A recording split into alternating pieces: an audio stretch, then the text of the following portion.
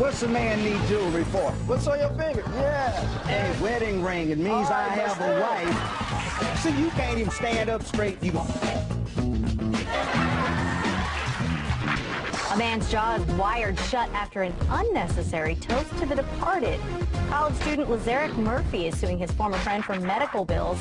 Defendant Michael Eggleton says he was acting in self-defense. Now, here's Judge Joe Brown. Young Mr. Murphy, you are suing Mr. Eggleton for tortious misconduct and medical expenses. The defendant had accompanied your friend, who was his cousin, appeared to be inebriated and for some reason started pouring the contents of a bottle all over your floor. You asked him what he was doing. He became angry and said, "It's for my dead homies."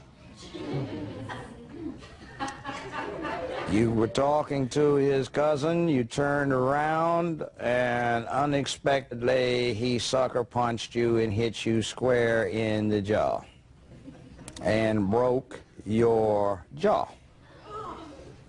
And you went to the emergency room, winding up eventually having your jaw wired shut for 4 weeks. Yes, sir. Very intriguing. Well, it's a pleasure to be here, Judge Joe Brown. All right, sir. And basically, me and Mike, we've been friends for over 10 years. We played sports together. We went to school together. I got him in college. And, you know, I tried to be a positive influence to him because, you know, I go to school, I got my own crib, got my own car, got a job. And, you know, I tried to show him something different. On this particular day last year, we were chilling at my house. We were supposed to go hook up with some girls. It was me, him, and his cousin. And basically, Michael, he got upset. Well, he wasn't even upset, but he just was playing too much. And he, all of a sudden, he ended up pouring out Well, I get the impression from what you allege that there was a consumption of alcoholic beverages that was going on. Right. I had some liquor in my refrigerator. But Well, you're over 21, so what? You're entitled to. Yes, sir. And basically... He's not, but yes, go sir. ahead. And basically, he got my lotion off my kitchen table, and he just started pouring on the floor, talking about this for his dead homies. Then he got my liquor. He started pouring it on the floor, talking about this is for his dead homies. And I told him to clean it up. He took his time. He acted like it wasn't that important. So I felt disrespected. There's a reason for everything, Judge. But let him make his presentation. Go ahead, sir. And Judge Joe Brown, basically, he poured the liquor and the lotion on my floor, said it was for his dead homies. I told him to clean up his mess. He acted like he didn't want to clean up the mess. And I told him that I wasn't going to go to the girls' house anymore. I wasn't even on it no more because clearly I felt disrespected. So... Now, you didn't want to take him over to a lady friends with him. I mean, we all were supposed to see some girls, you know what I'm saying? But I didn't even want to go no more because I'm like, why would you disrespect me and pour liquor and lotion on my floor? Who does that?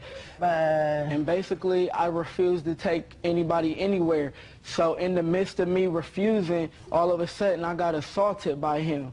And then, you say you turned around. What happened? Yes, sir, because I was turning around. I was upset. I was about to go upstairs. And on my way turning around, he just all of a sudden socked me in my face. He was about to go upstairs. So basically, after he socked me and start assaulting me or whatever, I started bleeding everywhere. His cousin tried to get him to leave. Okay. He refused to leave, Your Honor.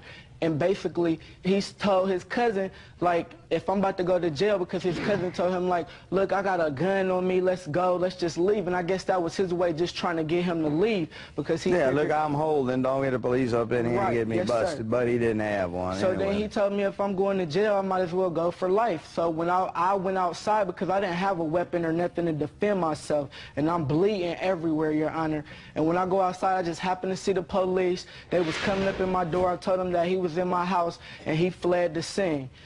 My cousin ended up coming there. The ambulance came. They told me that my jaw wasn't broken, just put a hot pack on my face. Okay. Well, you went to the emergency room, and the report reflects that, in fact, it was fractured, and yes, you had sir, to get it wired shut. Evidence. All right. Pass up your medicals, and et cetera, et cetera. All right. And I have a witness statement from my cousin, and I have... Well, there's even an x-ray that shows what happened and some description from the hospital about what the injury was all about. All right. Shows the wires and a number of other such things. Did you miss any time off from work? No, sir. You went to work anyway. Let's say you are a major in psychology and you are assisting the direction of the work-study program at your college, right? Yes, Your Honor. Thank you. Let's go to the defendant. Now you have the floor. Well, like he said, we was in college. I mean... Yeah, but so, you dropped out and you're unemployed. Nah. He's employed and still matriculating in college. I'm in college, like I said, anyways. No, you list your occupation as unemployed. Yeah, unemployed. Yeah, I'm a student. Right. Well, yeah. you don't list student either. You aren't going right now. Anyways.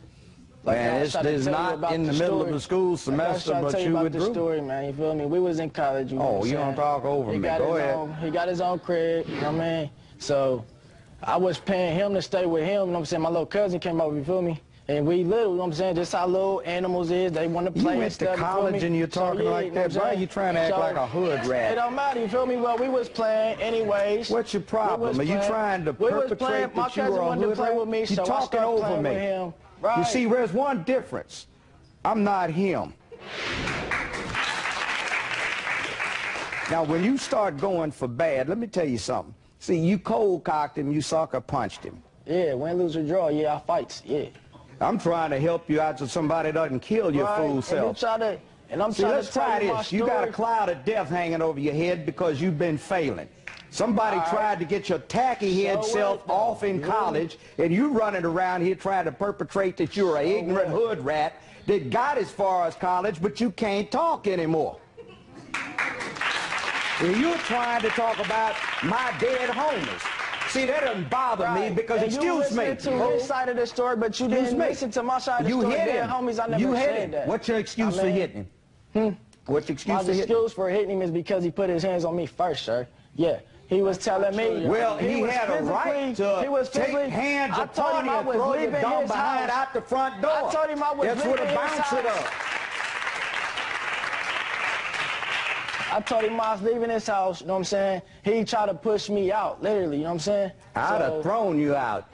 Right. And then, you know what I'm saying, I would have came back and you would have dealt with it. I'm trying to keep you from dying, foolish one. I mean, I don't care about dying, sir. You feel me? That's one thing about me and you. You probably care. I don't care.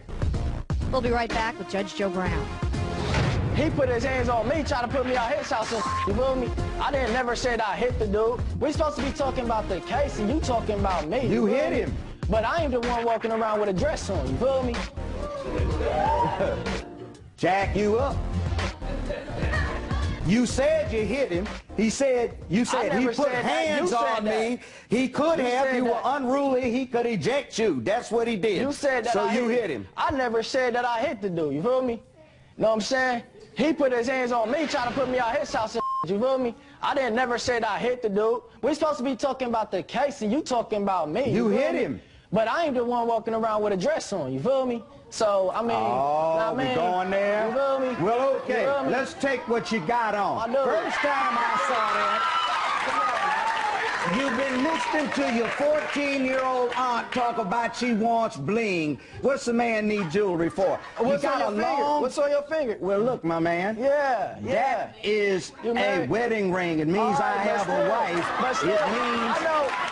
I don't have any problem. So you are not that tough. But you see, the bottom line is this. These young boys are so desperately in need of men to give them man training. Don't talk about like you know who my parents are. Oh, I know you. I can see you. How many thousands of you do you think I have not seen? Man. So what makes you any different from the other thug idiots trying to perpetrate their men? See, you can't even stand up straight. You going... Because it's not even a case no more, it's about me. So you want to move your head? Yeah, it's a case. I'm just deciding how much punitive damages I'm going to hit you with. Jack you up. And you run around here talking about what you can live off of, and you have no job, you're not in school, you have all that women's jewelry hung around your neck because in your subconscious, when you weren't but 5 or 6, and nobody has seen a man in 4 or 5 generations, and if you ask your mother why Why don't you need a man to help raise me? I don't understand, Judge. What's good's a man for? Well, there you go, little lady. You don't even know what he's supposed to be good for. How you going to raise him to be a man?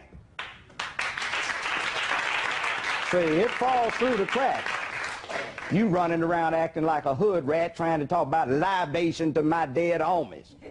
Wait until we get on to the case, man. You feel me? Yeah, no case. You've already done it. Hit the gavel then. Yeah. You feel me? Because I'm finna walk out, man. You can't control yourself. So he's you're his best witness. You can't control yourself. You're not man enough to control yourself. You played punk and you sucker punched him. If you'd been a fair fight and bigger than you, might have whipped your butt. Remember, you both played athletics together.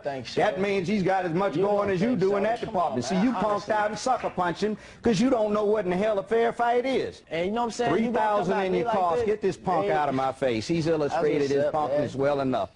Bye. This problem is now ended, sir.